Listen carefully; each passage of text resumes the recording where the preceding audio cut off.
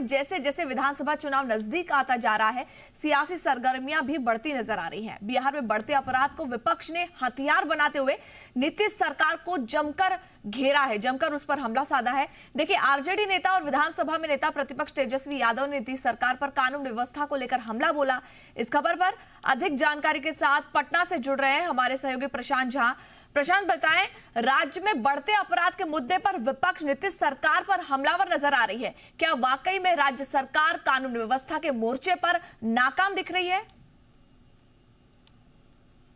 बिल्कुल, देखिए, सबसे बड़ी बात है, भावना ये है कि पिछले 14 दिनों में, यानी 1 जुलाई से लेकर के 14 जुलाई तक की बात करें तो अब तक 34 लोगों की हत्या बिहार में हुई है और कई जगहों पर फायरिंग हुई है, कई लोग घायल हुए हैं। आज की बात करें तो आज भी भागलपुर में गोलीबारी हुई है, एक की मौत हुई है। बेगूसराय में 2 लोगों पर अपराधियों ने फायरिंग किया है, एक की मौत हुई है और एक घायल है। यानी पिछले 14 दिन का जो हिसाब किताब है ये है कि 14 दिन में 34 हत्याएं बिहार में हुई है। आप 1 जुलाई से जो आंकड़ा देखिएगा तो आपको लग जाएगा कि बिहार में कानून व्यवस्था की स्थिति बिल्कुल चरमरा गई है। हुआ ये है कि अब तक यहाँ पर अपराधियों के जो ट्रायल होते थे, स्पीडी ट्रायल होते थे, उस पर रुकावट हो गया। पुलिस का मनोबल यहाँ पर बहुत ही नीचे है और इस वजह से अपराधी यहाँ पर अपराध को अंजाम देते हैं। आप समझ लीजिए, पटना जैसे शहर में, जो बिहार की राजधानी है, यहाँ मुख्यमंत्री से लेकर डीजीपी तक बैठते हैं, इसमें भी 5 हत्याएं महज 24 घंटे के अंदर हो गई हैं। और यहाँ पर कानून व्यवस्था की स्थिति ये है कि अपराधियों के भय से लोग त्राहिमाम कर रहे हैं। चुनाव का साल है, चुनाव में ऐसे जो मुद्दे होते हैं उन मुद्दों को विपक्ष बिल्कुल अपना हथियार बनाता है। लेकिन विपक्ष के सामने भी एक सवाल है कि आखिर ये जो हत्याएं हो रही हैं उसके लिए वो सड़क पे क्यों नहीं उतर रही है। देखिए, पुलिस का जो काम है कानून व्यवस्था का, कानून व्यवस्था के लिए पुलिस बिल्कुल लचर है यहाँ पर, और अपराधियों का जो यहाँ मनोबल है बिल्कुल हाई है। लगातार हत्याएं हो रही हैं। आप बिहार के जो 38 जिले हैं उस जिले में से किसी भी जिले की बात कर लीजिए, वहाँ रोज बरोज कुछ न कुछ घटनाएं होती हैं। और बैंक लूट हो, चाहे चोरी हो, डकैती हो, या फिर रेप की घटनाएं हो या मर्डर की घटनाएं हो, ये तमाम चीजें हो रही हैं। गोलीबारी की घटना हो, ये लगातार हो रही है।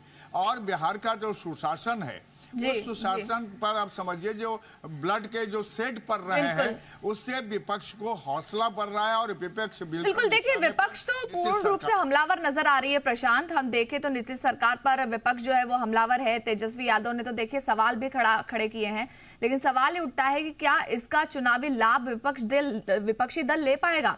क्योंकि हम देखें तो जिस तरीके से अपराध होते नजर आ रहे हैं, विपक्ष भी आपने जैसे कहा कि जमीन पर उतरता नजर नहीं आ रहा है। देखिए, विपक्ष की कोशिश है कि वो भी अपने बयान से ही इसका लाभ ले, लेकिन सच्चाई ये है कि बिहार के 38 जिलों की जो भौगोलिक स्थितियां हैं, जो वहां के वोटरों की स्थिति है, जो जमीनी हकीकत है, उसका अपराध से वोट पर असर पड़ना थोड़ा सा मुश्किल लगता है। देखिए, एक बात मैं आपको बता देता हूं भावना, कि बिहार में जब नीतीश कुमार की सरकार आई उससे पहले की जो स्थिति थी वो बदतर स्थिति थी। लेकिन उस समय एक सबसे बड़ी बात यह थी कि उस समय पुलिस के मनोबल काफ़ी हाई थे। हमारी अभी बात हो रही थी बिहार के एक एक्स डीजीपी से, उन्होंने भी सीधे तौर पर कहा कि अभी जो हालात है वो मनोबल कम है। मनोबल डाउन होने के पीछे ये वजह है कि हर पुलिस अधिकारियों को ये लगता है कि कहीं अगर वो कोई इनकाउंटर करते हैं, किसी अपराधी के साथ मारपिटाई करते हैं, उसको टॉर्चर करते हैं, तो ये मामला मानवाधिकार में चला जाएगा और उनके लिए मुश्किल होगा अपनी नौकरी बचाना। इसलिए पुलिस वाले उस तरह से काम नहीं करते हैं। दूसरी बात जो है कि जब से शराबबंदी हुई है बिहार में, शराब पकड़ने में पुलिस को लगा दिया गया और वजह यह है कि कानून व्यवस्था की स्थिति बिगड़नी शुरू हो गई। 2016 में यहाँ पर शराबबंदी हुई थी। आज 2025 से 9 साल में स्थिति यह है कि अपराध बढ़ गए। अब समझिए 20 साल में नीतीश कुमार के शासनकाल में लगभग 60,000 हत्याएं यहाँ पर होती हैं।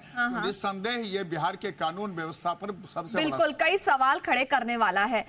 शुक्रिया इस पूरी जानकारी के लिए प्रशांत, काफी महत्वपूर्ण जानकारी आपने दी। और देखिए, दिल दहला देने वाली घटनाएं जो है वो लगातार बिहार से सामने आ रही हैं और विपक्ष तो लगातार हमलावर है ही, लेकिन इसे कैसे रोका जाए, ये एक बड़ा सवाल है।